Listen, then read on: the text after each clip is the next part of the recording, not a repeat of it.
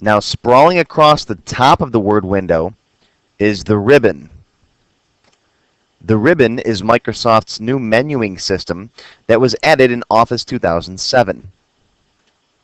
The ribbon makes it much easier to find commonly used commands than the old pull-down menu system of previous versions of Microsoft Word. The ribbon is grouped into different tabs. Here's the Home tab, the Insert tab, the Page Layout tab, and so on. You can change the tab that you're on by clicking on the word here, Mailings, Review, View, and so on. These are the different tabs. The tab that you're on might automatically change based on what you're doing. For example, if you insert a picture, the Picture tab will pop up. Each tab is further organized into groups. For example, on the Home tab, you'll find a clipboard group, a font group, a paragraph group, and a styles group. These groups are to better organize the different buttons and commands that you find on each ribbon tab. For example, all the paragraph editing buttons and commands are together in the paragraph group. All of the font editing command buttons are in the font group. And like I mentioned at the beginning of the lesson, there are tons of different commands in these groups.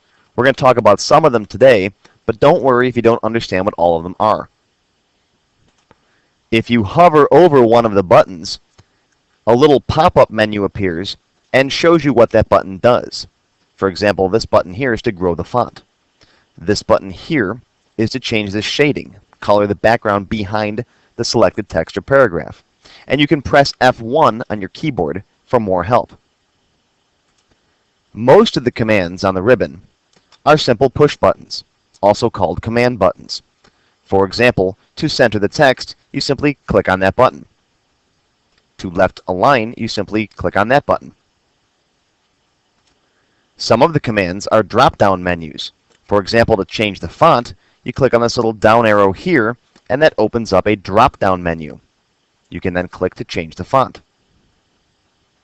I'll simply click on the button again to pull the menu back up.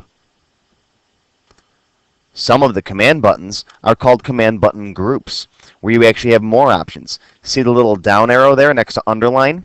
If you click on that, you have different kinds of underlines available. A solid line, 2 lines, a thick line, and so on. So some of the buttons have extra options next to them. Some of the commands actually show up as galleries. For example, here in the Styles group, you see the Style Galleries.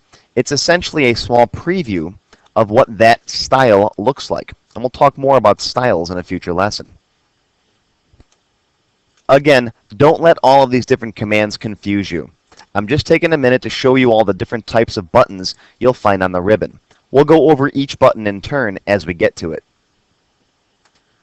One very small detail to notice is that some of these groups have little tiny buttons here in the bottom right corner. That's to launch a dialog box for that group. For example, if I click here, this will open up the font dialog box. The dialog box is simply a menu that has many more font options on it. And if you've used previous versions of Microsoft Word, you'll recognize this font dialog box. I'll go ahead and close this box by clicking